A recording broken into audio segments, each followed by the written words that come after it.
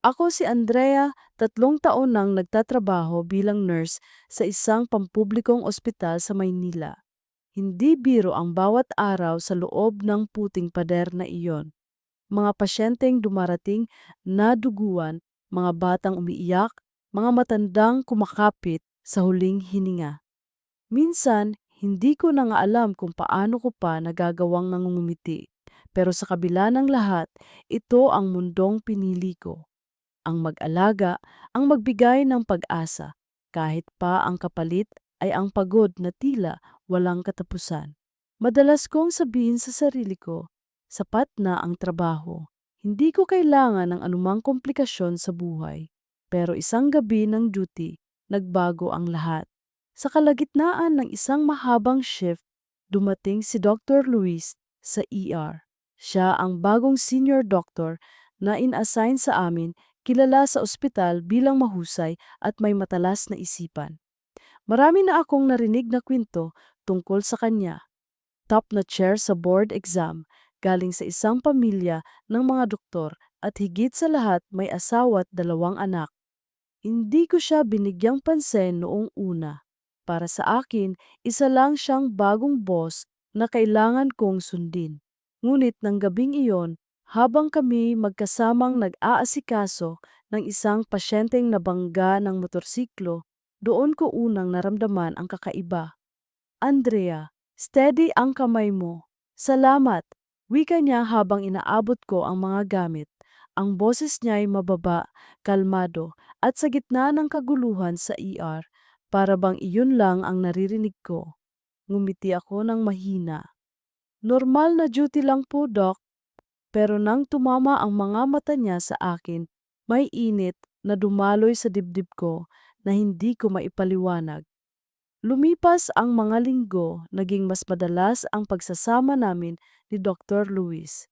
Sa tuwing magkasabay kami ng shift, lagi siyang maasahan, hindi lang bilang doktor, kundi bilang kasamahan.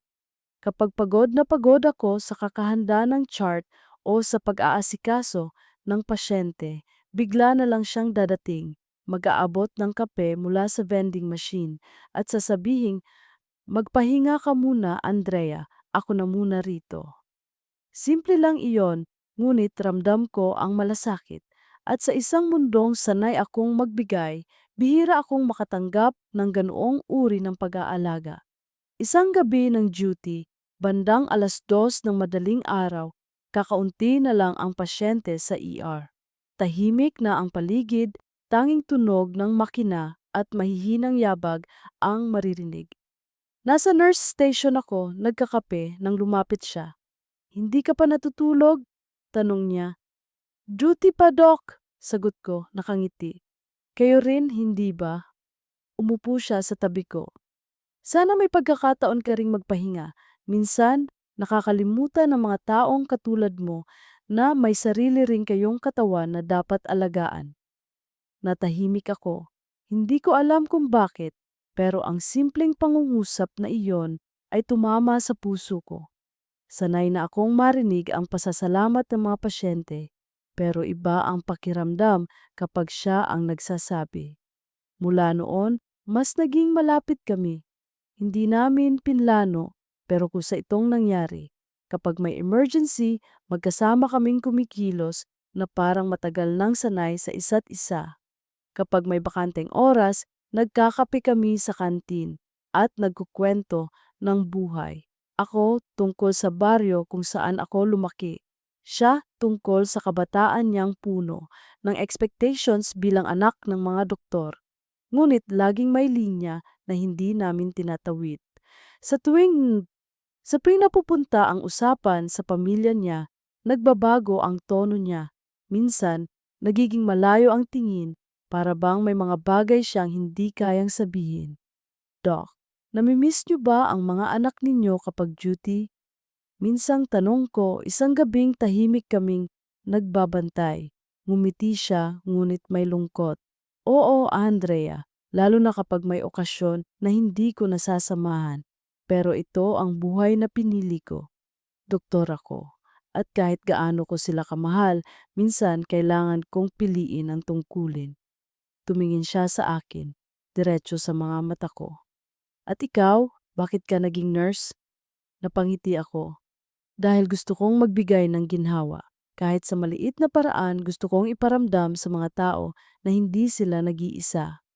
Tumango siya. At iyon ang dahilan kung bakit natutuwa akong makatrabaho ka.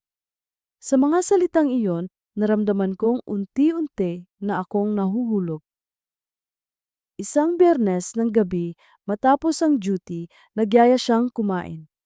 Andrea, may maliit na karinderya sa kanto. Masarap ang lugaw nila. Sama ka. Nagdalawang isip ako, pero pumayag din. Pagdating namin doon, simple lang ang lugar. Mga plastik na upuan, ilaw na fluorescent at amoy ng sabaw na kumukulo. Umorder kami ng lugaw at tukwat baboy. At habang kumakain, nagkwentuhan kami na parang matagal nang magkaibigan. Alam mo, Andrea, sabi niya, matagal na akong hindi nakakatawa ng ganito sa duty. Salamat, napatingin ako sa kanya. At sa pagitan ng init ng lugaw at lamig ng gabi, naramdaman ko ang kakaibang tibok ng puso ko. Pag-uwi namin, naglakad kami pabalik sa ospital kung saan nakapark ang sasakyan niya. Huminto siya sandali at tiningnan ako. Andrea, alam kong hindi dapat, pero masarap pala ang pakiramdam na may kasamang nakakaintindi. Hindi ako nakasagot. Ramdam kong pareho naming nararamdaman ang bigat at tamis ng sandaling iyon. Bago siya sumakay ng kotse, ngumiti siya. Ingat ka. Kita tayo sa susunod na duty. At nang umalis siya, naiwan akong nakatayo sa gilid ng kalsada, hawak ang dibdib kong kumakabog at alam kong nagsisimula na ang isang kwento na hindi ko kailanman inasahan. Sa mga sumunod na araw, mas lalo kaming naging malapit. Hindi na lang kami basta doktor at nurse. Naging magkaibigan kami at higit pa roon, may nararamdaman kaming hindi namin masabi ng direkta. Ang bawat simpleng ngiti, ang bawat hawak sa kamay kapag may emergency ay may kasamang pahiwatig na hindi na maikakaila. Ngunit kasabay ng lahat ng ito, malinaw rin ang katotohanan. May asawa at anak si Dr. Luis. At kahit gaano kaganda ang mga gabing magkasama kami, hindi ako ang tahanan na dapat niyang inuuwian. Isang hating gabi, habang naglalakad ako palabas ng ospital matapos ang duty, nakita ko siyang nakatayo sa parking lot, nakasandal sa kanyang kotse. Lumapit ako, nagulat. Doc, bakit nandito pa kayo? Hindi ba tapos na ang shift niyo kanina pa? Tumingin siya sa akin, seryoso. Andrea, gusto kong maging tapat. Alam kong mali, alam kong bawal, pero hindi ko na kayang itago, nahulog na ako sa'yo. Parang tumigil ang oras, ramdam ko ang bigat ng kanyang mga salita, ang katotohanan na matagal ko na ring pinipilit itanggi. Luis, mahina akong bulong, hindi ko na tinawag siyang doc. Huwag mong sabihin yan, may pamilya ka. Umiling siya. Oo, at mahal ko sila. Pero hindi ibig sabihin ay hindi ko na nararamdaman ito para sa'yo. Andrea, hindi ko ito pinlano, pero totoo. At bago pa ako makasagot, marahan niyang hinawakan ang aking kamay. Sa gabing iyon, sa gitna ng dilim ng parking lot ng ospital, nagsimula ang aming lihim. Isang kwento ng pag-ibig na alam naming mali, ngunit parehong hindi kayang bitawan. Simula noong gabing inamin ni Luis ang nararamdaman niya sa akin, parang nag-iba ang kulay ng ospital. Ang puti ng mga dingding ay hindi na basta pagod na puti. May halong init tuwing dumarampi ang anino niyang nakaputing coat sa kanto ng koridor. Ngunit kasabay ng bahagyang pagliwanag ng mga gabi, dumilim ang aking pananahimik. Sa bawat bating, Doc, vital signs is stable. May kasunod na pintig ng puso kong kumakawala sa ritmo. Ayokong mabingi, pero paano mo sasawaysayin ang isang damdaming kumakatok ng marahan, araw-araw? Sinubukan naming huwag tawirin ang linya. Ang usapan namin ang naging manipis na tulay. Walang kiss, walang yakap, walang anumang tanda na ikapapahamak namin. Ngunit, ang mismong pag-iingat ang naging patunay ng ninanais naming hindi dapat. Sa pagitan ng mga pasyente at reseta, may tingin na tumatagal ng 1 segundo, may ngiting pilit tinatago sa likod ng mask. Kapag madaling araw at humuhuni ang aircon sa ER, inaabot niya sa akin ang mainit na kape na para bang sinasalo ang nanlalamig kong loob. Isang Lunes ng umaga, pagkatapos ng panggabing duty, naglakad ako palabas ng ospital, dala ang bigat ng antok at ang bahagyang kilig na ayaw kong bigyan ng pangalan. Kulimlim ang langit, may maliliit na patak ng ulan na nagpapakintab sa aspalto. Sa jeep papuntang inuupahan kong kwarto, sinubukan kong magbilang pabalik. Ilang beses ko nang sinabing sapat na. Ilang beses ko nang sinubukang ilagay si Luis sa isang kahon, senyor, mentor, doktor. At ilang beses ko ring sinirang muli ang takip. Sa bahay, inayos ko ang pagkakahain ng sarili kong kabusugan. Instant noodles at kaunting tinapa. Humiga ako at dinalaw ng antok pero mabilis din akong ginising ng tunog ng cellphone. Mensahe mula kay Luis. Nakauwi ka na, kumain ka, matulog ka na, please. Pinagmasdan ko ang mga salita. Walang sobra, walang kulang, pero sapat para maging luha ang antok sa gilid ng mata ko. Sumagot ako ng maikli lang, "Oo, salamat."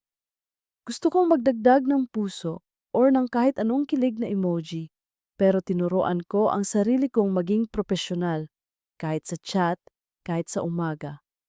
Bago mag 5:00, bumalik ako para sa hapon na shift sa medical ward. Ang araw ay lumubog sa likod ng mga gusali. Ang langit ay naging kulay kalamansi na unti-unting nalulunod sa lila. Sa nurse station, inabutan ko si Mia, kabatch ko, nakapamewang at nakakunot ang noo habang binabasa ang doctor's orders. "Hoy Andrea," bulong niya, narinig ko si Doc Luis na ipinasa ang 2 consult sa iba para sa round mo. "Special ka?" "Ah," pabulong yon, pero may tawa sa dulo, yung tawang may halong biro at usisa. "Hindi, no," sagot ko. Tumatawa rin to cover the tremor. Busy lang siguro sa OR. Napatingin siya sa akin. "Teka, seryoso, ingat ka. Alam mo naman ang mga mata sa ospital, tsismis ang mga ugat dito." Tinapik niya ang braso ko at bumuntong hininga.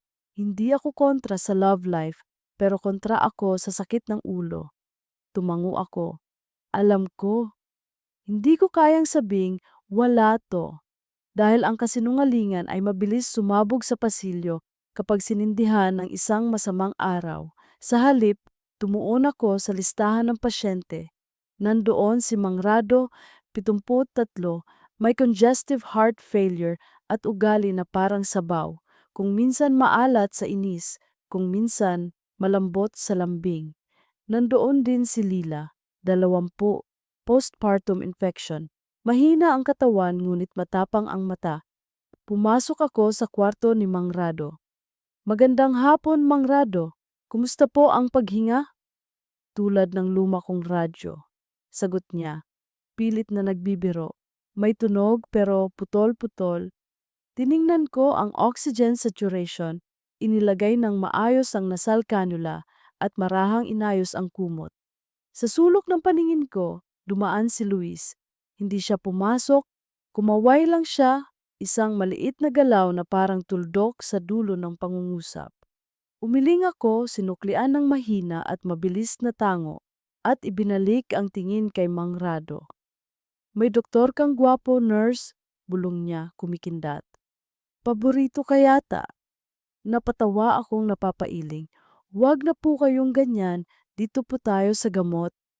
Hmm, aniya at sumeryoso. "Alam mo, hidya ang puso ko kahit palya, marunong pang makaramdam. Kung papunta ka sa malalim, siguraduhin mong marunong kang lumangoy." "Marunong po ako," sagot kong nakangiti. "Pero iwas po muna sa tubig." Paglabas ko, nasalubong ko si Luis sa hallway. "May post-op pasyente sa backup 7B, aniya, formal, paki-double check ang drain output." Tumango ako. Habang naglalakad kami sa magkaibang direksyon, naramdaman kong sabay kaming humigop ng hangin. Parang dalawang taong sabay nagkubli sa himig na walang dapat makarinig. Sa 7B, nadatnan ko si Lila, nag-aantok, may babaeng nakaupo sa tabi, ang nanay niya. Nurse, wika ng nanay, pwede bang dagdagan ang oras ng pagdalaw? Hindi pa siya kumakain. Titingnan ko po, nanay. Sagot ko, mabait, at kinamusta si Lila. Kumain ka kahit konti, para makauwi na kayo ni baby. Umiling si Lila, nag-iwas ng tingin. Naiwan yung baby sa nursery. Ayokong humawak ngayon. Parang wala akong lakas. Marahang umupo ako. Normal na mapagod lalo na sa infection.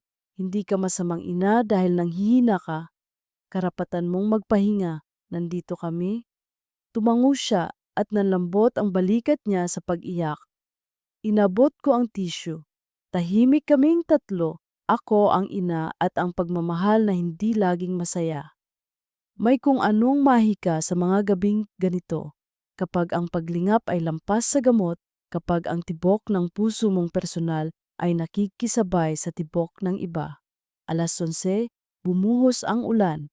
Kumalansing sa bubong, kumaripas sa labas. Nag-brown out sandali. Sumindi ang emergency lights. Napatingala ako, inisip kong kaya pa ng generator. Tumakbo si Carlo, isa sa mga nurse aide. Ma'am Andrea, nag-aalboroto si Mang Rado. Naalarma ang monitor, naghahanap ng doktor.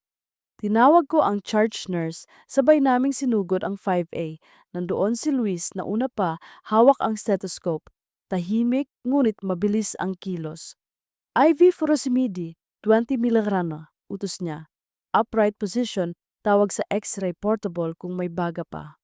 Sinunod ko ang bawat salita at sa pagitan ng utos at tugon, may kakaibang galaw na parang sayaw ng dalawang tao na matagal nang naghahawak ng kumpas. Pagkatapos, nang humupa ang hingal ni Mang Rado, umakbay si Luis sa balikat ng mga oras. Napatingin siya sa akin, pinong ngiti, parang pasasalamat. Good work. Team. Effort, sagot ko. Binababa ang tingin para hindi sumayad ang aming mundo.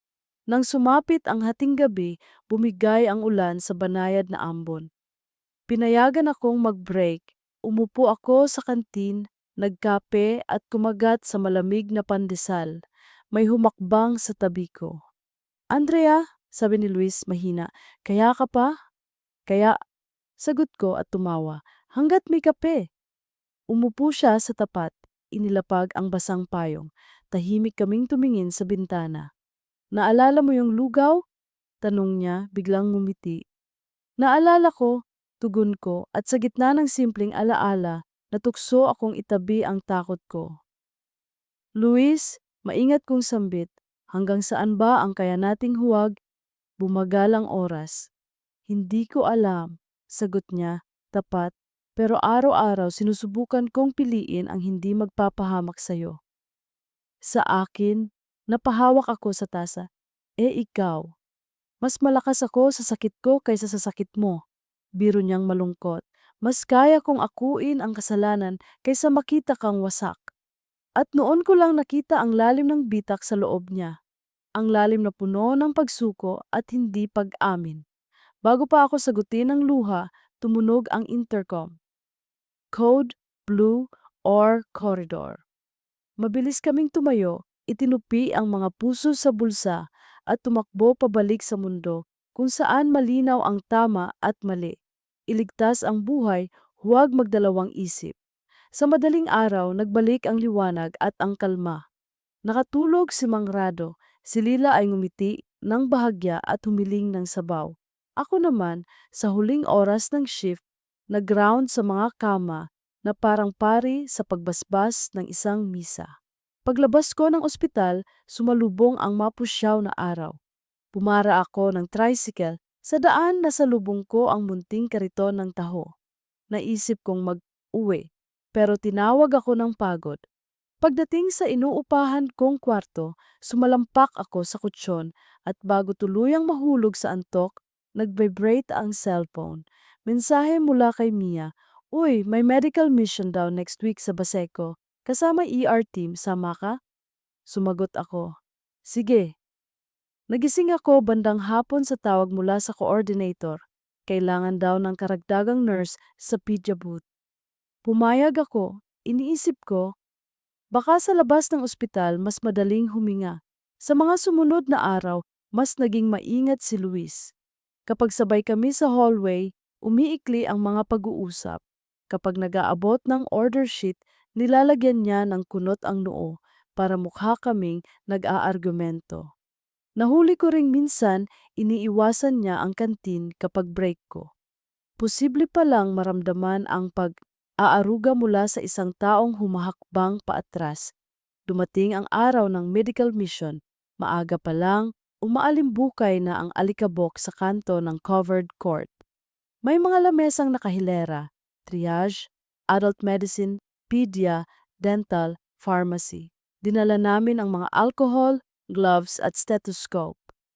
Sumalubong ang mga nanay na may kargang sanggol, ang mga lolo't lola na may tungkod. Sa gitna ng maghapong iyon, nawala si Luis sa isip ko. Hindi dahil sa pagpipigil, kundi dahil sa dami ng batang kailangang timbangin, bakunahan, pakalmahin. Sa kalagitnaan, lumapit ang babaeng nakaasol na blouse. Maaliwalas ang mukha, may dalang dalawang batang lalaki. Nurse, wika niya.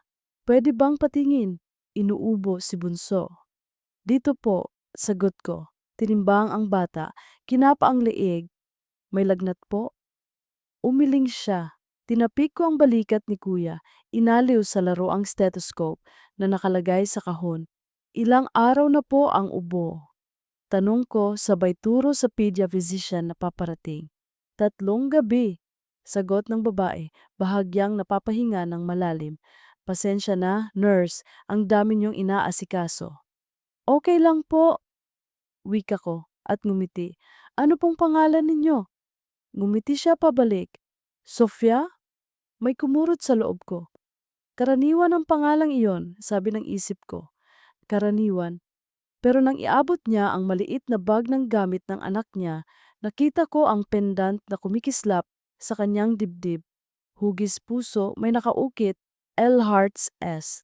Walang saysay dapat ang inisyal sa mundo, ngunit may iilang titik na kayang maging lindol sa tahimik na araw. Salamat, Nurse Andrea, dagdag niya. Binigkas ang pangalan ko na para bang matagal na kaming magkakilala. Tinuruan kami ni Doc Luis na magtiwala sa team ninyo. Nalaglag ang hangin sa baga ko. Kilala niyo po si Doc? Tanong kong mahinahon, ginagapang ang boses palabas sa lalamunan. Si Luis ang doktor ng mga bata ko, sagot niya, masayang kwento sa simpleng araw. Nasa rotation daw siya ngayon, hindi makakasama. Pero iniya, may mga kasama siyang magagaling. Tumawa siya, nag-ikot ng mata. He brags about you all. Nakakatuwa. Sa pagitan ng 3 segundo, naghandaan ang mundo. Ang alikabok ay naging ulap, ang ingay ng court ay naging malabong alon.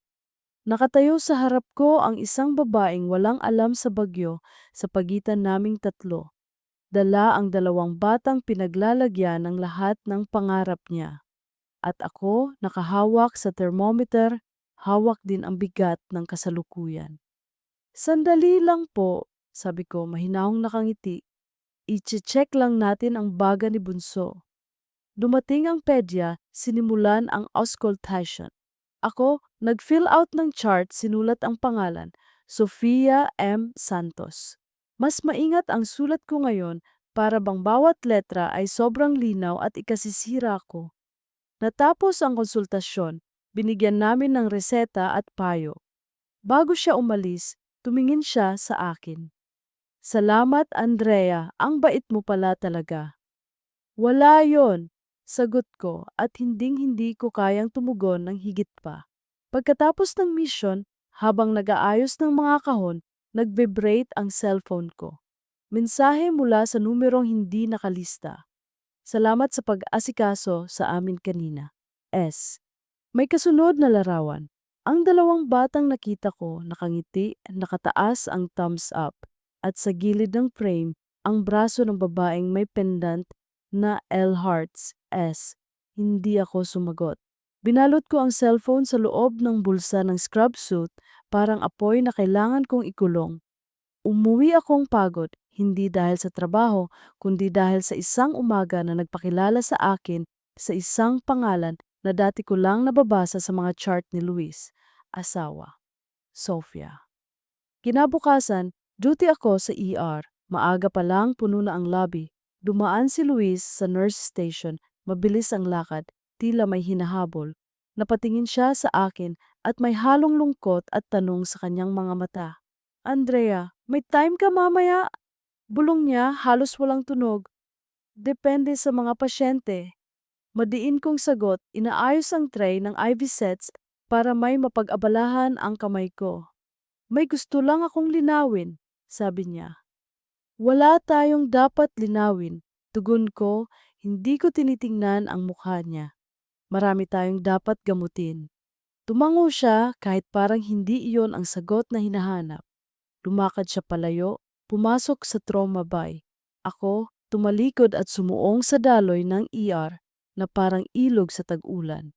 Hapon habang kumakain kami ni Mia sa gilid ng station, biglang may naghatid ng puting kahon sa akin. Maliit, may laso. From or sabi ng aide. Binuksan ko. Sa loob, 2 pandesal at isang note. Kumain ka. L. Hindi ko na malayang napabuntong hininga ako. Uy, biro ni Mia. May secret admirer. Tinakpan ko ang kahon, itinabi sa gilid at nagpanggap na wala akong nabasa. Bandang 6:00, nagbukas ang pinto ng ER at pumasok ang batang lalaki na nakita ko sa mission. May ubo kasama si Sofia. Hi, Nurse Andrea, masiglang bati niya, parang kaibigan. Nagyaya si Bunso sa mall, inubo lalo. Dumaan kami rito. Nag-angat ng mukha si Luis mula sa chart na bigla. Sofia, bakit dito? Nagtagpo ang tingin nila. Tumawa si Sofia, inosente. Nandito ang favorite nurse ng asawa mo. Biro niya sabay turo sa akin. Si Andrea, yung mabait kahapon. Sa isang iglap, nagkasalubong ang dalawang mundo na pilit naming itinabi. Walang sigaw, walang drama, tanging mga mata lang ang nag-usap. Kay Sofia, pasasalamat at tiwala. Kay Luis, pagkagulat at pangamba. Sa akin, pagkakabaon sa sahig na parang gusto kong maging bahagi ng tiles para lang maglaho. Tinawag ko ang pedya. Sinamahan ko sila sa cubicle. Habang sinusuri ang bata, tumunog ang cellphone ko sa bulsa. Isang mensahe mula sa unknown kung saan nanggaling ang litrato kanina. Andrea, salamat ulit. Sana magkape tayo minsan. Sa labas ng ospital, kwentuhan lang tungkol sa mga anak. Sofia.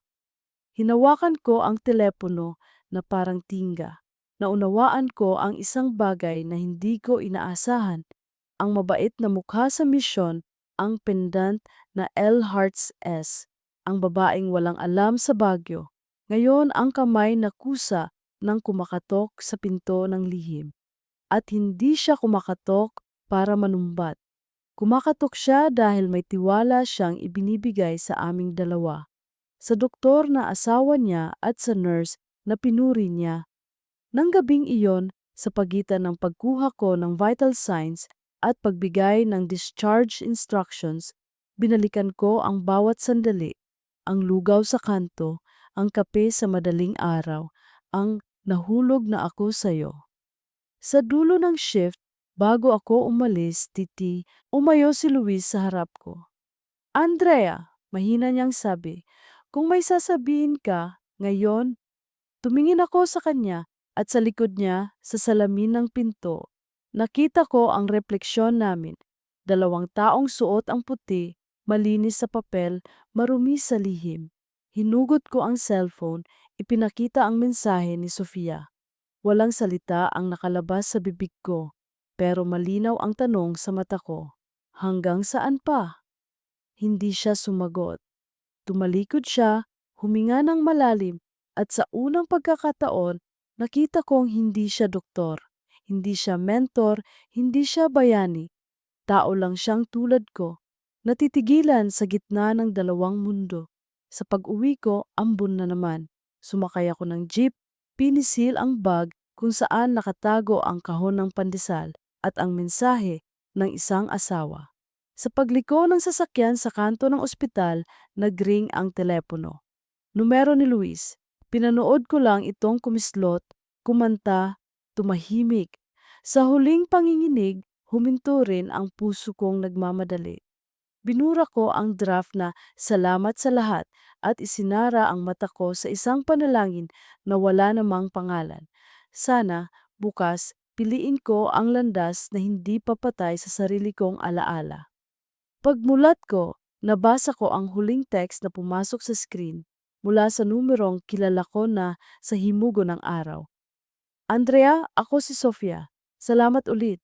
Gusto kitang makilala ng mas mabuti. Sa araw na sumunod matapos kong matanggap ang mensahe ni Sofia, hindi ako mapakali. Kahit anong gawin ko, mag-asikaso ng mga pasyente, mag-chart ng vital signs, mag-distribute ng gamot, parang may nakadikit na bigat sa dibdib ko.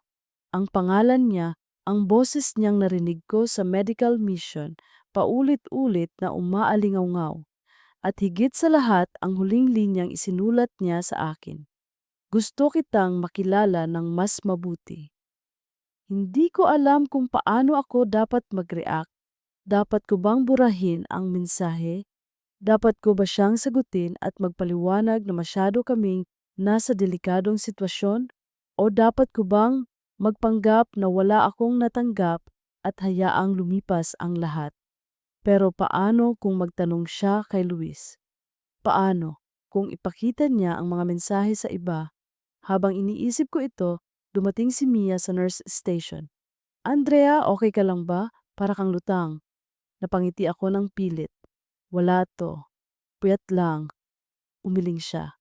Alam kong hindi lang yon, pero sige, hindi na kita pipilitin. Basta tandaan mo, hindi lahat ng iniisip mo dapat itago. Minsan, kailangan mong sabihin para gumaan. Bumuntong hininga ako. Salamat, Mia. Ngunit alam kong may mga sikreto na hindi mo basta-basta masasabihin, kahit kanino. Kinagabihan, duty ako sa ER. Katatapos lang ng isang matinding trauma case nang mapansin kong pumasok si Luis, bit-bit ang chart ng bagong pasyente. Nang magtagpo ang mga mata namin, mabilis siyang umiwas. Halos buong gabi, ganoon ang nangyari. Nasa parehong espasyo kami pero parang may pader na hindi matibag. Bandang 2:00 ng madaling araw, natapos ang biglang bugso ng pasyente at nagkaroon kami ng pahinga.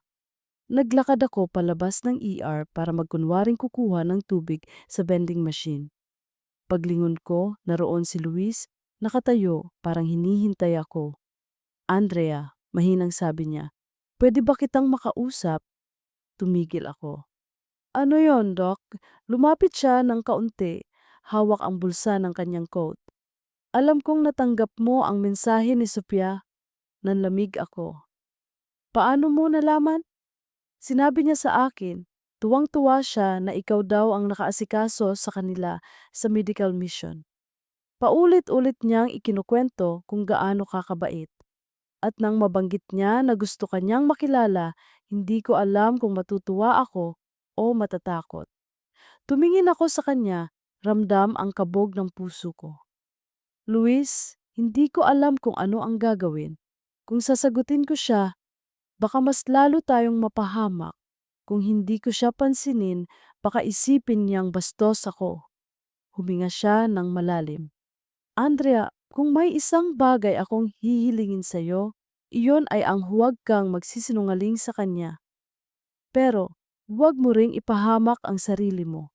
Kung gusto kanyang makilala bilang kaibigan, hayaan mo. Pero kung lalampas pa ron, tumigil siya. Pinisil ang gilid ng ilong. Diyos ko, Andrea, baka hindi ko kayanin. Hindi ako nakapagsalita. Ang bigat ng lahat ay parang pasyenteng halos wala ng pulso, humihingalo, naghihintay ng reseta. Sa sumunod na araw dumating si Sofia sa ospital. Kasama niya ang 2 anak, masigla at makulit. Dumiretso sila sa Depa apartment. Ngunit bago pa sila makapasok, nakita niya ako sa koridor. Andrea! Masayang bati niya kumakaway. Ang bait ng Diyos at nagkita tayo ulit. Ngumiti ako, pilit na kalmado. Magandang umaga, Ma'am Sofia. Ay naku, wag mo na akong tawaging ma'am. Sofia na lang. Hindi ka ba pwede mamaya magkape man lang tayo? Gusto ko talagang makilala ang nurse na pinupuri ng asawa ko. Parang tumigil ang mundo sa huling linya niya. Pinupuri ng asawa ko. Bago ako makasagot, lumapit si Luis mula sa kabilang koridor. Sofia, bati niya, halatang nagulat. Anong ginagawa mo rito? Check up lang kay Bunso, sagot niya nakangiti. At saktong nakita ko si Andrea. Sabi ko nga, dapat minsan isama mo siya sa atin para may bagong kaibigan ako. Tumingin si Luis sa akin at sa mga mata niya nabasa ko ang parehong takot at pagsusumamo. Sige, mahina niyang sagot. Tingnan natin. Umalis si Sofia kasama ang mga bata habang ako naman ay naiwan na nanginginig ang mga kamay. Hindi ko alam kung paano ko mapapanatili ang aking sarili sa gitna ng dalawang mundong nagsasalubong. Kinagabihan, habang pauwi na ako, nakatanggap ako ng mensahe mula kay Sofia. Andrea, salamat ulit kanina. Pasensya ka na kung parang bigla kitang kinulit. Gusto ko lang ng kaibigan. Alam kong busy ka, pero sana magkaroon tayo ng oras. Binasa ko iyon ng paulit-ulit. Kaibigan, ngunit sa likod ng salitang iyon, naroon ang panganib dahil paano kung malaman niya ang totoo? Paano kung sa bawat pagkikita namin mas lalo akong malubog? Nagreply ako ng maikli. Salamat din po, Sofia. Sige po, kapag may oras. At nang ipadala ko iyon, alam kong mas lalo akong nagdudulot ng panganib sa sarili ko. Sa mga sumunod na linggo, nagpatuloy ang tila normal na daloy ng buhay. Si Sofia, paminsan-minsan ay nagmemensahe, nagtatanong kung kamusta ako o nagbabahagi ng simpleng bagay tungkol sa mga anak niya. Ako naman, sinasagot ko ng maikli, palaging may distansya. Ngunit sa bawat tugon, ramdam ko ang kakaibang hiwaga ng sitwasyon. Ako ang pinipiling lapitan ng asawa. At ako rin ang gustong maging kaibigan ng kanyang kabiyak. Si Luis, mas naging tahimik. Kapag duty kami, halos hindi na siya lumalapit. Ngunit sa bawat pagkakataong nagtatama ang aming paningin, malinaw ang hindi nasasabi. Andrea, paano tayo makakaligtas dito? Hanggang isang gabi nagkaroon ng insidente sa ospital. Isang pasyenteng buntis ang biglang nawala ng malay sa ER. Tumakbo kami ni Luis para asikasuhin siya. Habang nagsasagawa ng resuscitation, naroon din si Sofia dahil ang pasyente ay pamangkin pala ng isa sa kanyang kaibigan. Nagtagpo ang tatlong mundo sa isang silid. Ako, si Luis at si Sofia. Ako, abala sa pagmonitor ng vital signs. Si Luis sa pagbigay ng utos. At si Sofia nakamasid sa gilid, hawak ang kamay ng kaibigan niya. Matapos ang matinding oras ng resuscitation, na-stabilize din ang pasyente. Huminga kaming lahat ng maluwag at bago umalis si Suphaya, lumapit siya sa akin. Andrea, ang galing mo. Ngayon ko lang nakita kung gaano ka ka-dedicated sa trabaho mo. Buti na lang, andito ka. Ngumiti ako, pilit na pinapanatili ang composure. Ngunit sa loob ko, parang may pader na tuluyan nang bumagsak. Kinagabihan, habang naglalakad ako palabas ng ospital, naroon si Luis, nakasandal sa pader. Andrea, bulong niya, nakikita mo na ba kung gaano tayo kadelikado? Tumingin ako sa kanya. Oo, at hindi ko alam kung hanggang kailan ko pa kaya. Lumapit siya at sa unang pagkakataon matapos ang mahabang panahon, hinawakan niya ang aking kamay. Hindi ko kayang mawala ka. At sa gabing iyon, sa gitna ng pagod, kaba at takot, muli kong naramdaman ang init ng damdaming pinipilit kong pigilan. Ngunit kasabay ng bawat pintig, ng puso ko, malinaw rin ang katotohanan. Sa bawat hakbang na ginagawa namin, mas lalo kaming lumalapit sa isang dulo na maaaring sumira sa aming lahat. Pagmulat ko ng umaga, pakiramdam ko'y mabigat ang aking dibdib. Hindi dahil sa puyat lamang, kundi dahil sa bigat ng mga desisyong tinatahak ko araw-araw. Sa bawat oras na lumalapit ako kay Luis, pakiramdam ko'y mas lalo akong lumalayo sa sarili kong dangal. Ngunit sa tuwing sinusubukan kong tumalikod, naroon siya at naroon ang init na hindi ko kayang ipagkaila. Dumating ako sa ospital bago mag-7:00. Maaga ang ronda ng mga doktor at inaasikaso ko na ang mga pasyente. Sa nurse study, nadatnan ko si Mia na nakasandal sa mesa, naglalagay ng notes sa chart. Andrea, may bago tayong admit na critical sa Ward 5A. 3 taong gulang, severe pneumonia, sabi niya. Tumango ako at dali-daling pumunta roon. Sa loob ng kwarto, nakita ko ang batang maputla, halos hindi makahinga. Nakapaligid ang mga magulang, halatang desperado. Habang inaayos ko ang IV line at sinusukat ang oxygen saturation, pumasok si Luis. Mabilis ang mga hakbang. Status? Tanong niya. SATS at 84%, takip ni Ik, may retractions, mabilis kong sagot. Atrium, non-rebreather, antibiotic stat, utos niya. Ako naman ay parang automatikong sumusunod. Minsan naiisip ko, para kaming dalawang instrumentong sanay na sanay tumugtog ng magkasabay. Kahit walang rehearsal, sabay ang bawat kumpas. Ngunit sa likod ng pagkakasabay na iyon, may musika ring hindi dapat pinapakinggan. Matapos ma-stabilize ang bata, lumabas kami sa hallway. Doon, sandali kaming tumigil. Nakatingin siya sa akin, pawis ang noo, pagod ang mga mata. Andrea, mahina niyang sabi, salamat, hindi ko kaya kung wala ka. Luis, napatigil ako dahil sa gilid ng koridor ay nakita kong may paparating. Si Sofia, bitbit ang maliit na bag at may kasamang 2 anak. Luis. Masayang tawag ni Sofia, kumakaway. Sinundo ka namin, sabi ng mga bata. Gusto ka nilang makita bago umuwi. Parang binuhusan ako ng malamig na tubig. Agad kong binitawan ang clipboard na hawak ko at iniayos ang buhok para magmukhang abala. Ngumiti ako kay Sofia. Magandang hapon po, bati ko. Ngumiti siya pabalik, walang alam sa bagyo. Andrea, naku, ikaw pala. Natutuwa ako at narito ka ulit. Ikaw ba ang nag-asikaso sa pasyente kanina? Ang galing mo raw, sabi ng mga kasama. Umiling ako. Trabaho lang po. Habang nakikipagkwentuhan siya, nakita ko ang mga anak niya, ang isang batang nakayakap sa hita ni Luis at ang isa na may kumakapit sa kanyang kamay.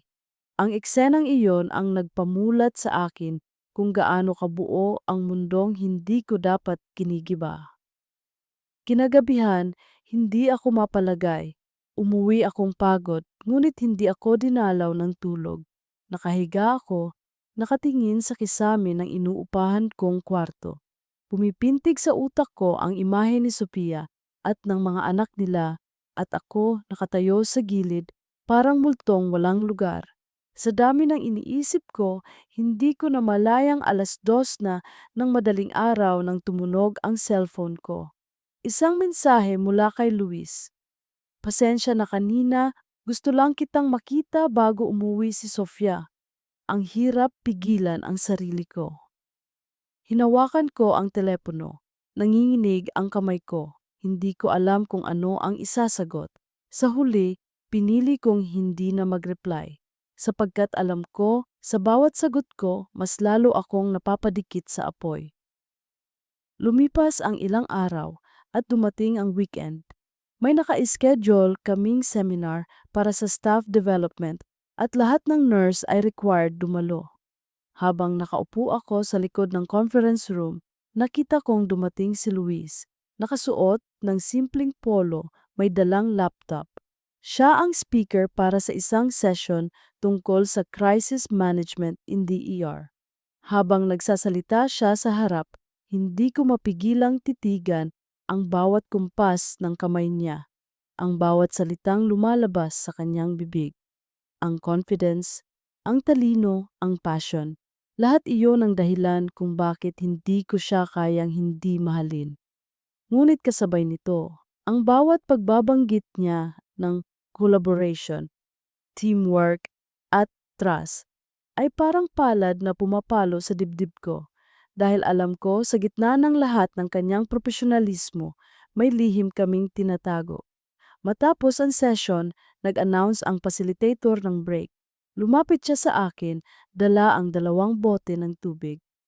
Para sa'yo, sabi niya sabay abot. Salamat! Sagot ko, maingat na iniiwas ang mata ko. Andrea, mahina niyang wika, kailangan nating mag-usap. Hindi pwedeng ganito na lang palagi. Baka sumabog tayo. Luis, huwag ngayon. Maraming tao. Sagot kong may kaba. Hindi ngayon, aniya, pero soon. Dahil kung hindi, baka masaktan si Sofia. At ikaw. Bago pa ako makasagot, tinawag na siya ulit sa harap. Naiwan akong hawak ang boteng malamig habang ang loob ko'y nag-aalab. Kinagabihan, matapos ang seminar, nagpasya ang ilang staff na kumain sa labas. Kasama si Mia, pero ayaw kong sumama kaya umuwi na lang ako. Sa jeep pa uwi, sumiksik sa utak ko ang sinabi ni Luis. Baka masaktan si Sofia. At ikaw. Pagdating sa bahay, nadatnan ko ang inbox ng cellphone ko na may bagong mensahe. Hindi kay Luis, kundi kay Sofia. Andrea, baka pwede tayong magkape bukas kung libre ka. Gusto lang kitang makilala pa. Napahawak ako sa ulo ko. Paano ba ako makakatanggi ng hindi nakaka-offend? At kung pumayag ako, paano kung magtanong siya tungkol kay Luis? Ngunit sa huli, napilitan akong sumagot. Sige po, Ma'am Sofia, libre ako bukas ng hapon. Kinabukasan, nagkita kami sa isang maliit na cafe malapit sa ospital. Dumating si Sofia na nakasuot ng simpleng dress, dala ang isang maliit na bag. Nakangiti siya nang makita ako. Andrea, salamat at pumayag ka. Ang hirap maghanap ng kausap na totoo sa panahon ngayon. Alam kong busy ka, pero sana okay lang. Ngumiti ako, pilit na kalmado. Okay lang po, masaya rin akong makilala kayo. Umorder kami ng kape at cake. Habang kumakain, nagsimula siyang magkwento. Tungkol sa 2 anak nila ni Luis, sa hirap at saya ng pagiging ina. Sa mga pagkakataong si Luis ay palaging nasa ospital at siya na lang ang umaako sa lahat. Alam mo, Andrea, sabi niya, minsan naiisip ko, baka nakukulangan na si Luis sa oras namin. Lagi siyang wala, pero kapag naririnig kong pinupuri siya ng mga kasamahan niya sa ospital, natutuwa ako. At kapag may nurse na tulad mo na tumutulong sa kanya, pakiramdam ko hindi siya nag-iisa. Nanlaki ang mata ko, hindi niya alam. Hindi niya alam ang tunay na dahilan kung bakit tila hindi nag-iisa si Luis. Salamat, mahina kong sagot. Ginagawa ko lang naman ang trabaho ko. Hinawakan niya ang kamay ko sa ibabaw ng mesa. Andrea, sana maging kaibigan talaga kita. Ang hirap kapag puro anak lang ang kausap ko sa bahay. Gusto ko ng kaibigang maiintindihan ang buhay na ito. Ngumiti ako, pilit. Ngunit sa loob ko, parang may matalim na kutsilyo na umuusad sa pagitan ng mga tapat na salita niya at ng mga lihim kong tinatago. Pag-uwi ko, halos hindi ako makahinga. Nakahiga ako, nakatitig sa kisame at paulit-ulit na bumabalik sa isip ko ang mukha ni Sofia. Malinis, tapat, puno ng pag-asa. Kung siya lang ang kwento, siguro magiging masaya siya. Ngunit naroon ako at naroon si Luis at ang katotohanan ito ang sisira sa lahat ng iyon. Kinabukasan, duty ulit. Sa ospital, nasalubong ko si Luis sa koridor. Andrea, bulong niya, kumusta? Nakita mo ba si Sofia kahapon? Tumango ako. Oo, nagkape kami. Tumingin siya sa akin, halatang nag-aalala. At anong sinabi niya? Luis, sagot ko. diretso. Wala siyang alam, wala siyang kaalam-alam. At habang kausap ko siya, pakiramdam ko'y ako ang pinakamasamang tao sa mundo. Hinawakan niya ang braso ko mahigpit. Andrea, hindi ikaw ang masama, ako. At sa koridor na iyon, sa gitna ng puting ilaw at ingay ng ospital, alam ko, mas lalo kaming lumulubog sa isang kwentong mahirap ng takasan. Nang gabing iyon, halos hindi ako nakatulog. Sa bawat pagdilat ko ng mata, nakikita ko ang mukha ni Sofia, ang ngiti niyang walang bahid ng alinlangan, at ang mga salitang paulit-ulit na kumakagat sa dibdib ko. Sana maging kaibigan talaga kita. Paano ako makikipagkaibigan sa kanya kung ako mismo ang lihim na umaagaw sa oras ng kanyang asawa? Paano ko tatanggapin ang tiwalang ibinibigay niya kung ako ang pinagmumulan ng pagtataksil na iyon? Pagpasok ko kinabukasan sa ospital, ramdam kong mabigat ang bawat hakbang ko. Nasa nurse station si Mia, nag-aayos ng mga chart. Andrea, ang dilim ng mukha mo. Halata bang hindi ka natulog? Napangiti ako ng pilit. Medyo. Ay naku, aniya nakataas ang kilay. Kung problema yan, huwag mong hayaang kainin ka. Lalo na dito sa ospital, isang maling desisyon lang, buhay ang kapalit. Tumango ako at kahit ayaw kong umamin, tama siya. At sa gitna ng lahat ng ito, naroon si Luis, dumating na parang wala ring nangyayari. Nagbigay siya ng orders, tinanong ang status ng pasyente, at sa bawat salitang lumalabas sa kanyang bibig, naroon ang presensiyang sinusubukan kong iwasan pero patuloy na hinahanap. Lumipas ang umaga na puno ng tawag at alarma ng mga makina. May bagong pasyente sa ICU, isang babaeng na stroke, halos walang malay. Habang inaayos ko ang IV line niya, pumasok si Luis. Andrea, paano ang BP? Tanong niya. 160/100, doc. On meds na. Tumango siya, saka lumapit sa akin. Wala kaming sinabing iba, ngunit nang magtama ang mga mata namin sa ibabaw ng kama ng pasyente, ramdam ko ang bigat ng katahimikan. Para kaming dalawang taong may sariling wika na walang ibang nakakaintindi. Nang matapos ang rounds, naglakad ako palabas ng ICU. Doon ko siya muling nakita, nakasandal sa pader. Andrea, tawag niya, mababa ang tinig. Hindi ko na alam kung hanggang saan ko kayang itago ang lahat. Nakikita kita gabi-gabi, naiisip kita kahit nasa bahay ako. At sa bawat minuto, pakiramdam ko'y mas lalo akong nalulunod. Umiling ako. Luis, tigilan mo na. Nakita mo na si Sophia. Naramdaman mo na ba kung gaano siya kasaya? Kung gaano siya nagtitiwala sa'yo? At pati sa akin, nung napayo ko siya. Oo, at iyon ang pinakamahirap dahil sa tuwing tinitingnan ko siya, alam kong may lihim akong hindi niya malalaman. Hindi ko na kaya pang sumagot. Tumalikod ako, iniwan siya roon habang sa loob ko'y may digmaang hindi matigil. Kinabukasan ng gabi, duty ulit ako sa ER.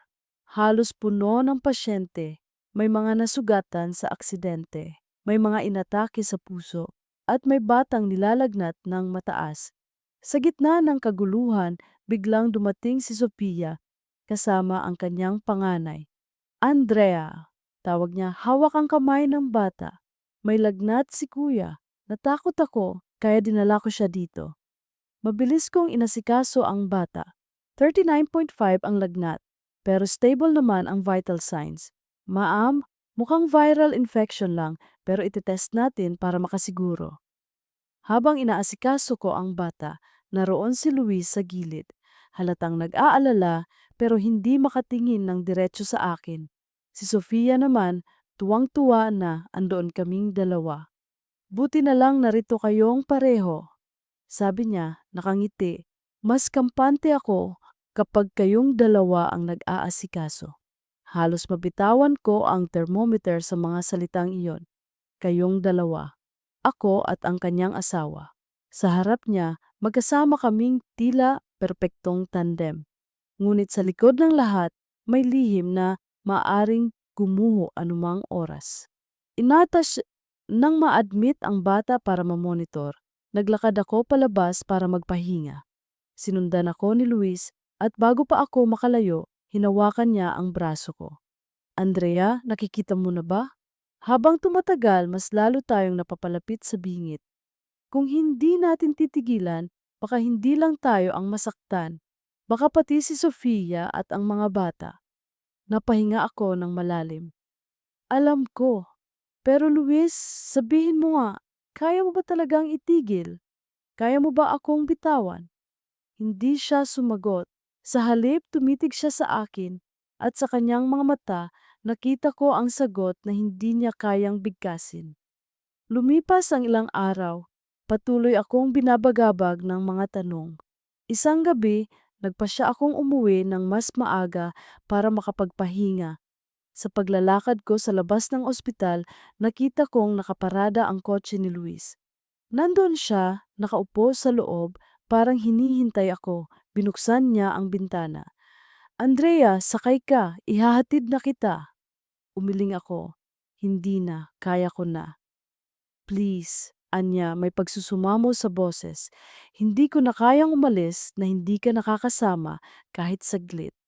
At bago ko pa mapigilan ang sarili ko, pumasok ako sa kotse. Tahimik kaming bumiyahe, tanging ingay ng ulan sa bubong ng kotse ang naririnig. Luis, basag ko sa katahimikan. Hanggang kailan natin ito gagawin? Hanggang kailan tayo magtatago? Tumingin siya sa kalsada, seryoso.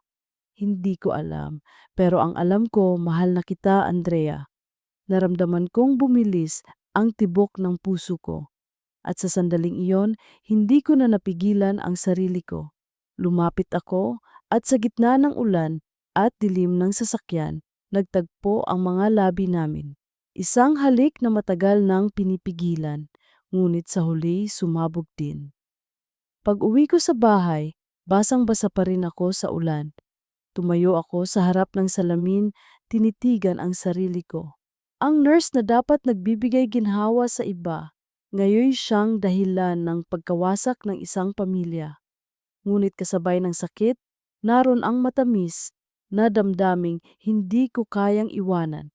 At sa gabing iyon, malinaw sa akin. Hindi na ako nasa gilid lang ng dalawang mundo. Nasa gitna na ako at hindi ko alam kung paano pa ako makakatakas. Mula ng gabing iyon sa loob ng kotse ni Luis, para bang nagbukas ang isang pintuang matagal naming sinusubukang hindi lapitan. At nang mabuksan na, mahirap na itong isara. Ang halik na iyon ay hindi lamang basta pisil ng labi. Isa itong sumpang nagpapaalala sa amin na may damdaming hindi basta mawawala. Kinabukasan, pumasok ako sa duty na parang walang nangyari.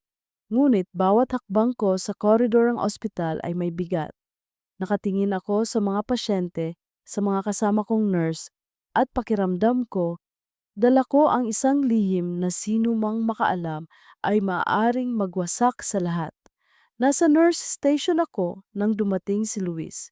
Naka-white coat pa rin, dala ang chart, ngunit ang mga mata niya'y hindi tumitingin direkta sa akin. Para kaming dalawang aktor sa isang dula, kilalang kilala ang script, pero takot ipakita ang totoong emosyon. Andrea, sabi niya, pormal ang tono. Pakisigurong updated ang meds ni Mang Rogelio sa 6A. May bagong orders. Tumango ako. Opo, Doc. Ngunit bago siya umalis, mabilis siyang lumapit nang walang nakatingin. Mahinang bulong lang ang iniwan niya. Kailangan nating mag-usap mamaya. Parang lumubog ang sikmura ko. Alam kong darating ang oras na ito, pero hindi pa rin ako handa. Pagsapit ng hapon, nagkaroon ng emergency. Isang batang inatake ng matinding asthma. Ako ang assigned nurse sa resus room at si Luis ang lead doctor. Habang nagkakandara pa ang mga interns at resident, kami ni Luis ang magkasanggang nagtrabaho. Siya, nagbibigay ng utos ng mabilis at maayos. Ako naman, sumasalo ng bawat gamit bawat timing, parang isa na kaming makina. Matapos ma-stabilize ang bata, napaupo kami pareho sa gilid ng kama. Basa ang pawis sa aking noo, nanginginig ang kamay sa pagod. Good job, sabi niya, hingal pero nakangiti. Team effort, sagot ko, pilit na kalmado. Ngunit nang magtagpo ang aming mga mata, bumalik ang lahat ng alaala ng nakaraang gabi. Ang init ng kanyang labi, ang panginginig ng aking katawan, at ang kasalanang hindi na mabubura. Bandang 9:00 ng gabi, natapos ang shift ko. Sa labas ng ospital, naabutan ko siyang nakatayo, nakasandal sa poste ng ilaw. May hawak siyang payong at nang makita ako, agad niya itong iniabot. Hatid na kita, aniya. Umiling ako. Luis, delikado. Mas delikado kung mag-isa kang uuwi sa ganitong oras. Wala na akong nasabi. Naglakad kami papunta sa kotse niya. Sa loob, tahimik lang kami hanggang sa bigla siyang nagsalita. Andrea, alam kong mali. Alam kong wala tayong karapatan. Pero hindi ko na kayang magsinungaling sa sarili ko. Mahal na kita. Parang sumabog ang mundo sa loob ng sasakyan. Gusto kong umiyak, gusto kong sumigaw pero wala akong nagawa kundi pumikit. Luis, mahina akong sabi. Paano si Sofia? Paano ang mga anak mo? Natahimik siya, mahigpit ang hawak sa manibela. Sila ang buhay ko. Mahal ko sila. Pero Andrea, hindi ko alam kung paano ipapaliwanag ang lahat ng ito. Ang alam ko lang, hindi ko kayang mawala ka. Tumulo ang luha ko. At ako, hindi ko alam kung hanggang kailan ko papakayang manatili sa ganitong sitwasyon. Umabot siya, hinawakan ang kamay ko. Bigyan mo pa ako ng oras. At sa gabing iyon, muli naming pinili ang katahimikan bilang sagot. Lumipas ang mga linggo at mas lalo kaming nahulog sa isang sikretong mundo. Kapag may overtime, magkasama kaming kumakain sa maliit na karinderya sa tapat ng ospital. Kapag madaling araw at kakaunti na lang ang pasyente, nakaupo kami sa nurse station, nagkakape habang nagkukwentuhan ng mga bagay na hindi dapat lumampas sa pagitan namin. Ngunit habang lumalalim ang aming ugnayan, mas lumalakas din ang kutob ko na may ibang makakahalata. Isang gabi, habang nasa duty ako, lumapit si Mia. Andrea, pwede ba kitang makausap? Bakit? Tanong ko. Huminga siya ng malalim. Naririnig ko na ang ilang usapan. May mga nakakapansin daw na parang masyado kayong malapit ni Doc Luis.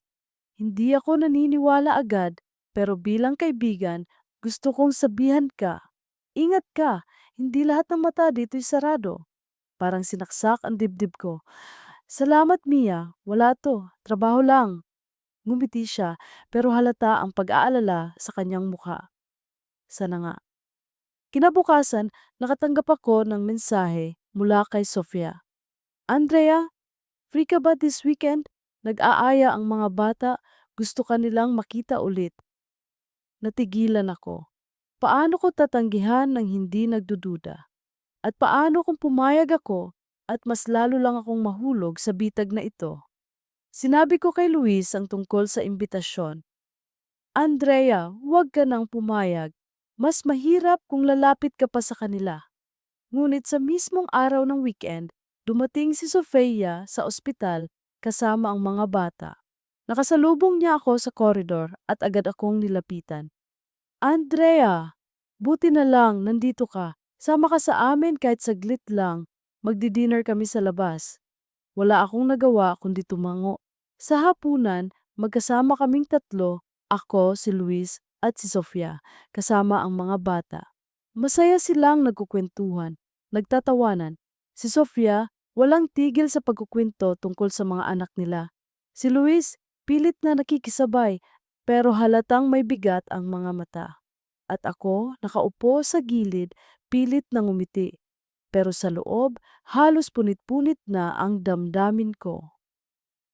Pag-uwi ko ng gabing iyon, hindi ko na napigilang umiyak.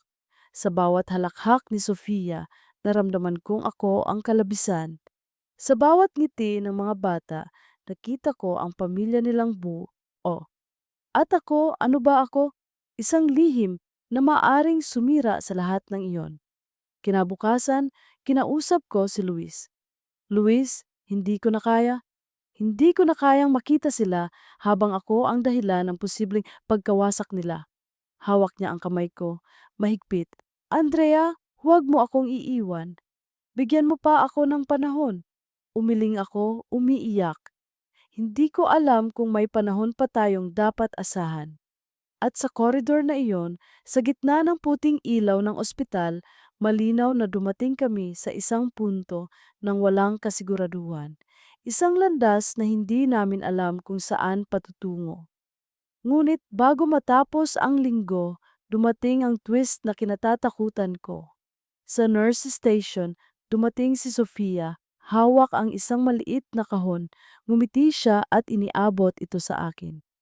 Para sa'yo, Andrea. Pasasalamat lang dahil palagi mong tinutulungan si Luis sa trabaho. Binuksan ko ang kahon. Isang pares ng simpleng hikaw na pilak. Naku, ma'am, sobra po to. Sagot ko, nanginginig ang boses. Ngumiti siya, walang kaalam-alam. Kaibigan ka na rin para sa akin. At sa sandaling iyon, ramdam ko ang pinakamabigat na suntok sa puso ko. Ang tiwala ng isang babaeng wala namang kasalanan. At ang katotohanang ako ang pinakamasamang kaibigan na maari niyang piliin. Sa mga sumunod na araw matapos ibigay ni Sophia ang hikaw, para akong binabagabag ng multo. Nasa bulsa ko pa ang maliit na kahon, hindi ko pa man nasusuot. Ang hikaw ay parang bumigat na ang bawat galaw ko. Sa tuwing tinitingnan ko iyon, naalala ko ang kanyang mga mata, mata ng isang taong puno ng tiwala, walang bakas ng duda. At sa likod ng nangiting iyon, ako ang may dalang lihim na kayang sumira sa kanya. Isang gabi ng duty, dumaan si Luis sa nurse station. Hindi siya agad nagsalita. Pinanood lang niya ako habang nagsusulat ng chart.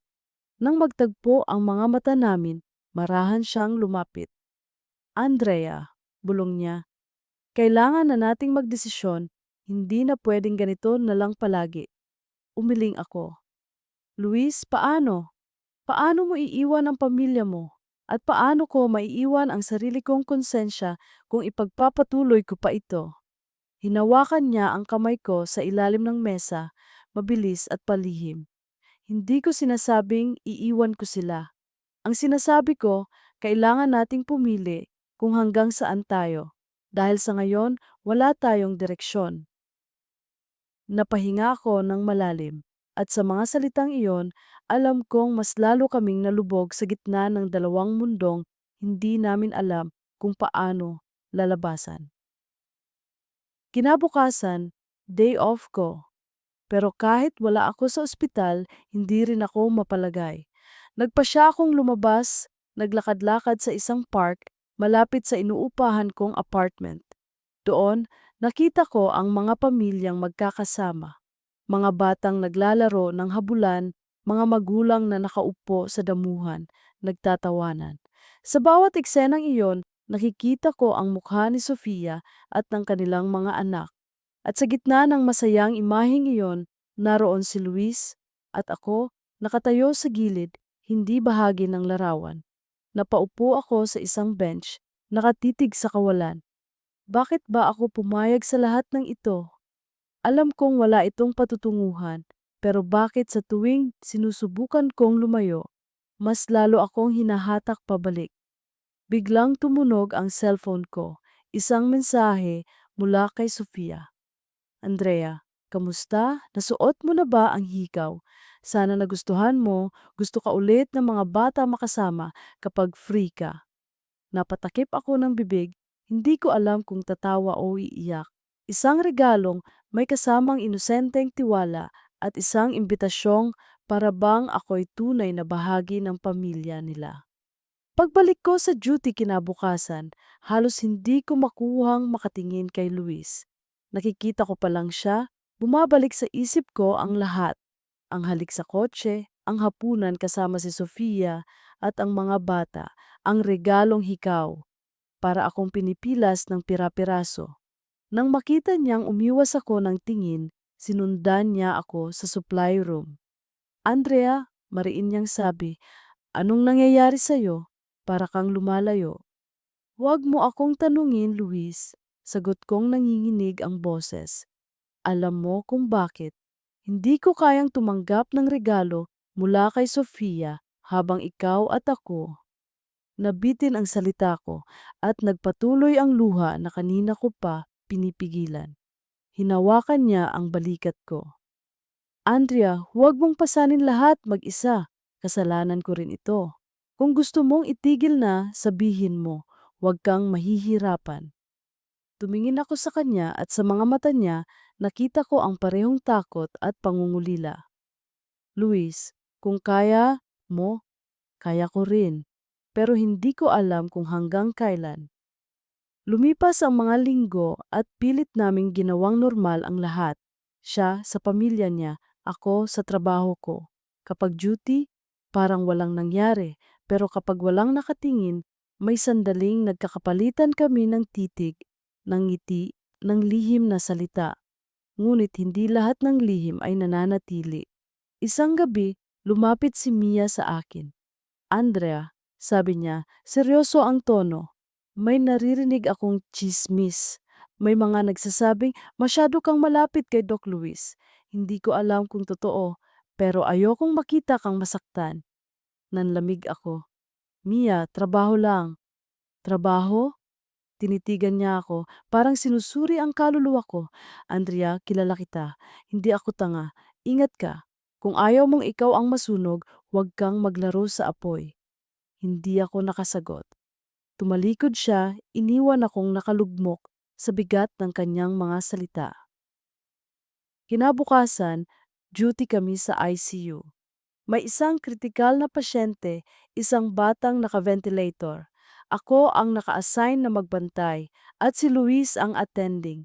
Magdamag naming binantayan ang pasyente at sa mga oras na iyon, hindi namin nagawang mag-usap tungkol sa amin. Tanging pasyente lang ang laman ng isip namin. Bandang 2:00 ng madaling araw, lumapit siya sa akin habang nakaupo ako sa tabi ng bata. Andrea, mahinang sabi niya, kapag ganito ang mga oras, naiisip ko, baka ito ang dapat nating gawin. Ibigay ang lahat sa trabaho at huwag nang dagdagan pa. Tumingin ako sa kanya. Kaya mo ba, Luis? Tumahimik siya. Hindi ko alam. At doon ko naintindihan, pareho kaming nakakulong sa isang mundo na hindi namin kayang bitawan, pero hindi rin namin kayang panghawakan. Isang gabi, pagkatapos ng duty, inaya niya akong magkape sa labas. Una kong tinanggihan, pero sa huli, pumayag din ako. Nagpunta kami sa isang maliit na kape malapit sa ospital. Tahimik, malambot ang ilaw at halos kami lang ang tao. Andrea, panimulan niya, ilang beses ko nang sinubukang pigilan ang sarili ko, pero sa bawat araw na kasama kita, mas lalo kong nakikita kung gaano kita kailangan. Napahawak ako sa tasa ng kape. Luis, kailangan mo ang pamilya mo. Ako? Isang bahagi lang ako ng mundong hindi mo dapat pasukin. Hindi ka bahagi, Andrea. Isa kang mundo na hindi ko alam na hinahanap ko. Sa mga salitang iyon, tumulo ang luha ko. Luis, huwag. Huwag mo na akong gawing dahilan para magkulang ka sa kanila. Ngunit sa halip na lumayo, mas lalo siyang lumapit. Hinawakan niya ang kamay ko sa ibabaw ng mesa, mahigpit, parang takot na takot akong mawala. At sa sandaling iyon, sa loob ng maliit na cafe na iyon, alam kong hindi na kami basta-basta makakawala. Ngunit ang kapalaran, marunong magbukas ng pinto kapag hindi ka handa. Ilang araw matapos ang gabing iyon, dumating si Sofia sa ospital nang hindi inaasahan. May dala siyang pagkain para kay Luis at kasama ang mga bata. Nakita niya akong nasa nurse station at agad siyang lumapit. Andrea, ang bait mo talaga. Lagi kang nandyan para kay Luis. Hindi ko alam kung paano siya makakapagtrabaho nang wala ka. Ngumiti ako. Pilit na pinapanday ang tibok ng puso ko. Trabaho lang po. Ngunit sa likod ng ngiting iyon, naroon ang pinakamalaking tanong na unti-unting bumabalot sa akin. Hanggang kailan ko kayang tumanggap ng tiwala mula sa babaeng ako mismo ang pinagtataksilan? At sa mga matang nakatitig sa akin, mata ni Sofia na puno ng inosenteng pasasalamat. Alam kong malapit nang pumutok ang lahat ng lihim na pilit naming itinatago. Hindi ko alam kung saan nagsimula ang pumutok. Sa bulong-bulungan ba sa pantry, sa sulyap-sulyapang nahuli ni Mia, o sa isang mensaheng aksidenteng naiwan sa screen ng telepono. Ang alam ko lang, pagising ko isang umaga, mabigat na ang hangin bago pa ako makapasok sa ospital. Ang langit ay kulay tingga, may amba ng ulan. Pagdaan ko sa guard, walang imik ang mga tao, ngunit parang mas madalas ang pagkurap nila kapag nadaraan ako. May management meeting mamayang hapon, sabi ni Mia nang magsalubong kami sa nurse station. Pinatawag si Doc Luis at, ikaw? Parang hinila ang laman loob ko. Bakit? Umiling siya, napatingin sa mga chart. Wala pang sinasabi, pero Andrea, maghanda ka. Sumugod ang duty. Isang batang may dehydration, isang lolo na inatake ng gout, isang buntis na kinailangan ilipat sa delivery room. Sa pagitan ng pagtakbo ko sa koridor at pag-abot ng pang-apat na IV set, nasulyapan ko si Luis sa dulo ng pasilyo. Nakatingin siya sa akin at sa tingin niyang iyon, alam kong pareho naming binibilang ang natitirang oras na kaya pang magpanggap ang araw na ordinaryo lang ito. Bandang tanghali, nagdilim ang kalangitan at bumuhos ang ulan. Nabasa ang mga bintana ng ER, kumalansing ang maliliit na dahon sa drainage. Tumunog ang overhead, all senior staff to conference room A. Naglakad ako roon na parang may naglalakong tingga sa sapatos ko. Sa loob naroon ang chief nurse, ang HR at ang medical director. Umupo si Luis sa kabilang dulo, tikom ang mga kamao. Pinipisil ang pen na parang iyon na lang ang tali ng loob niya sa katahimikan. Salamat sa pagpunta, panimula ng HR maingat ang tono. May mga reklamo kaming natanggap tungkol sa paglabag sa professional boundaries. Hindi kami nandito para humusga. Nandito kami para protektahan ang pasyente, ang institusyon at kayo. Tahimik ang kwartong iyon maliban sa tiktak ng orasan. Hindi ko na itinanggi, hindi ko na rin pinalamutian ang totoo. May nangyari po sa amin ni Dr. Luis. Sabi ko, mababa ang boses, halos paos. Labas sa trabaho, ngunit wala po kaming dalang pasyente sa usaping iyon. Hindi namin ginamit ang aming posisyon para sa personal na pakinabang. Naramdaman kong humugot ng hininga si Luis. Ako ang dapat sisihin, dugtong niya. Ako ang may pamilya. Matagal tumingin ang medical director sa amin.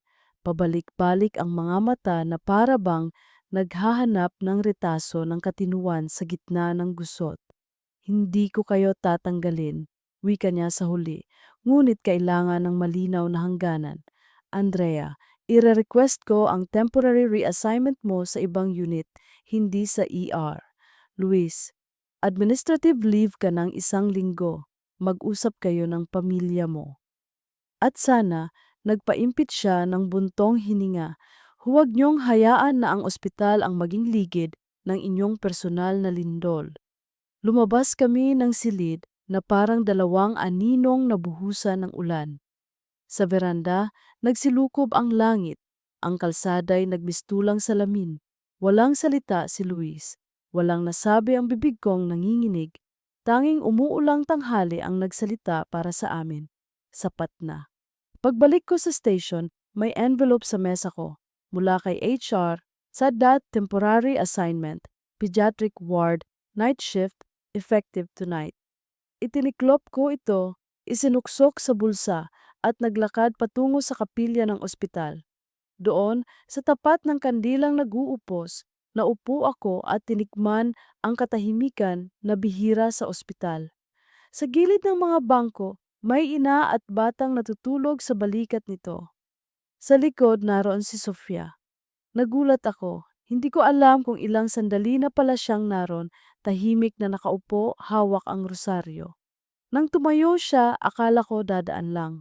Ngunit tumigil siya sa tabi ko, marahang ngumiti. Andrea, mahina niyang tawag, pwede ba kitang makausap?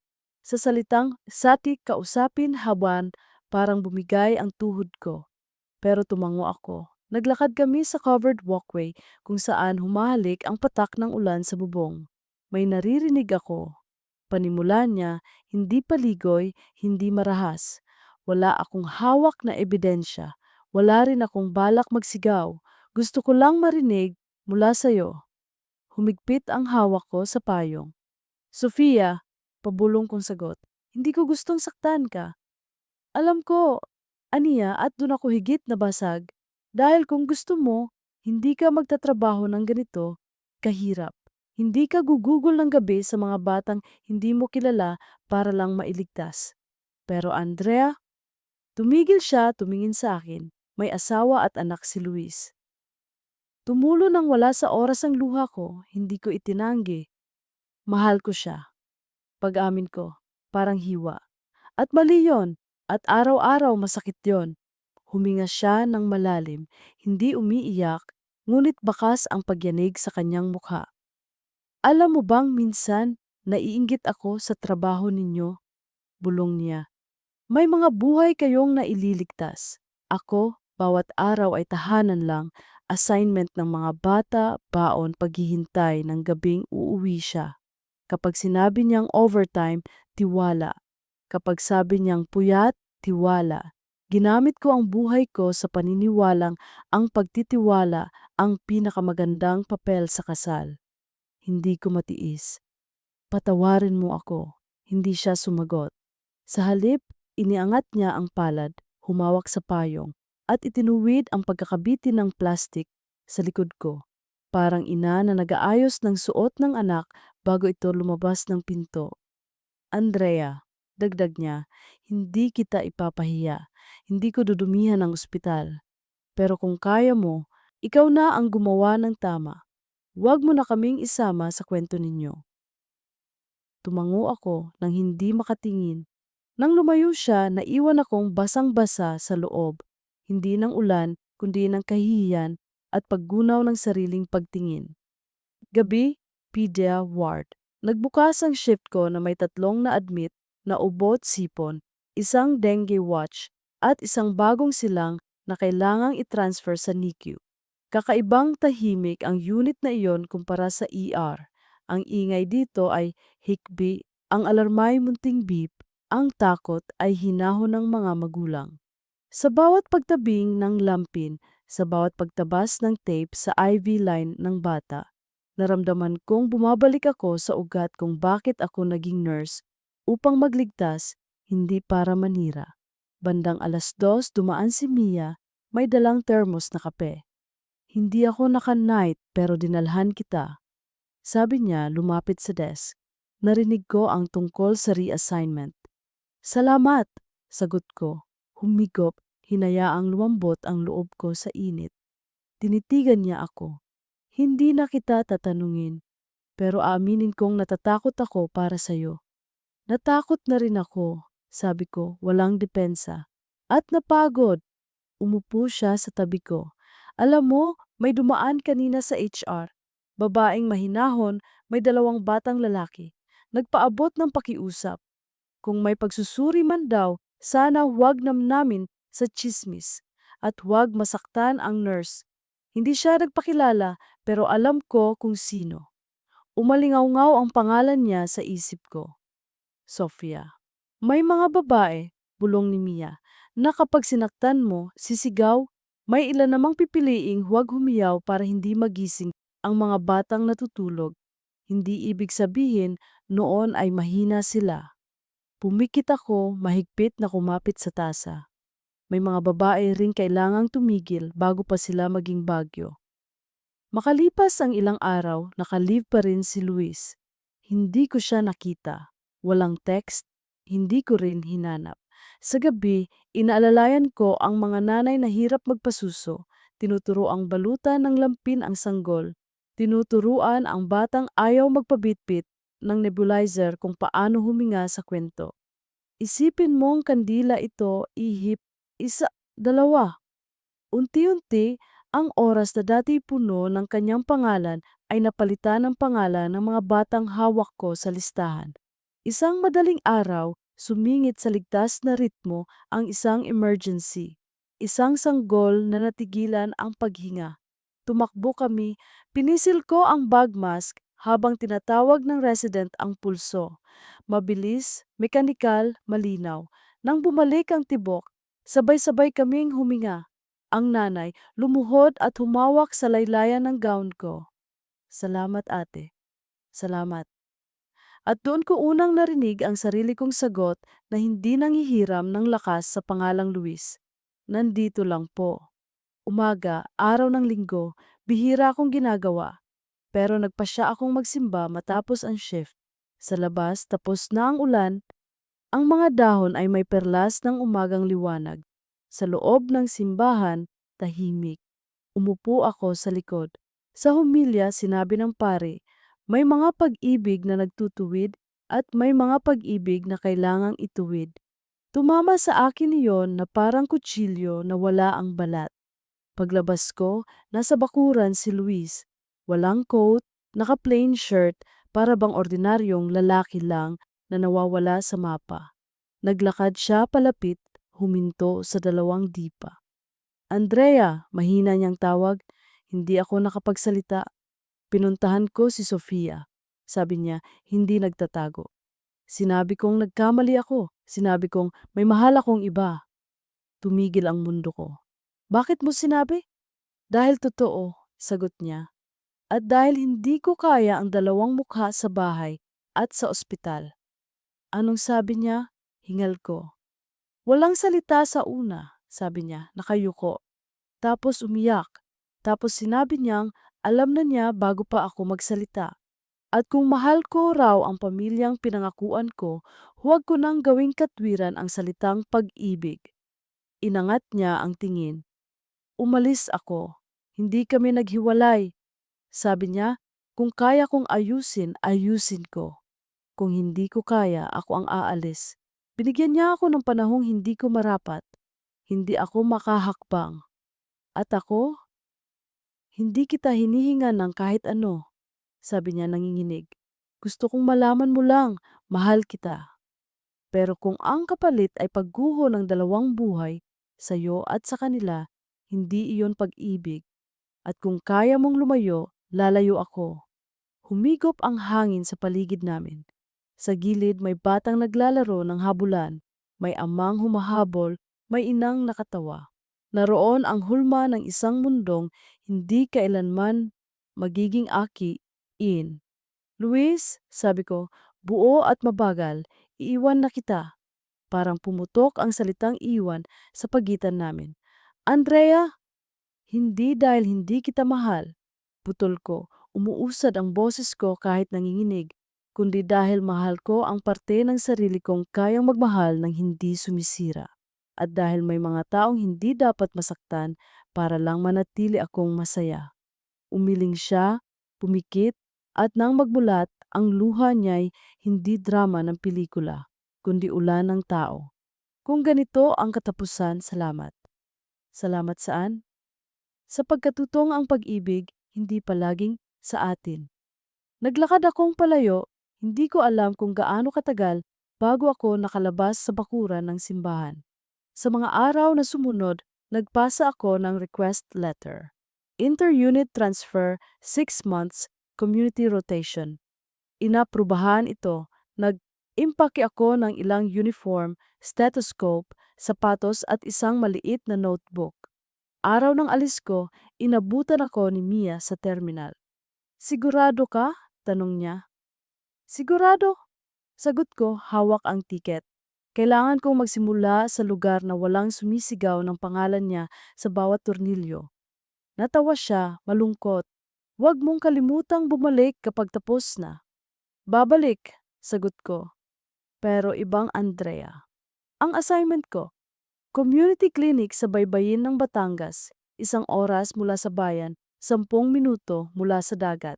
Dito, ang tunog ng emergency ay hindi sirena ng ambulansya, kundi sunod-sunod na katok sa pinto sa hating gabi. Dito, ang hamog ng umaga ay may amoy ng asin at ang gabi may mga ilaw ng bangkang bumabalik. Dito, walang Luis, walang Sofia. Tanging mga pangalan ng mga batang may lagnat, ng lola na sumumpong ang alta presyon, ng mangingisdang natuhog ang daliri sa kawil. Una kong pasyente, batang babae na may ubo at sipon. Inilagay ko ang stethoscope sa dibdib niya. Huminga ka, parang hinihipan mo ang kandila. Tumawa siya, sumunod. Sa ingay ng bagan niya, narinig ko ang muli kong tibok. Kalmado, malinaw. Pangalawa, buntis na may high risk. Ginuhit ko sa papel ang bawat araw na dapat niyang bantayan. Bago siya umalis, hinawakan niya ang kamay ko at nagpasalamat. Sa bawat salamat, smala. Pinupunit ng tahimik ang natitirang pahina ng lumang aklat sa loob ko.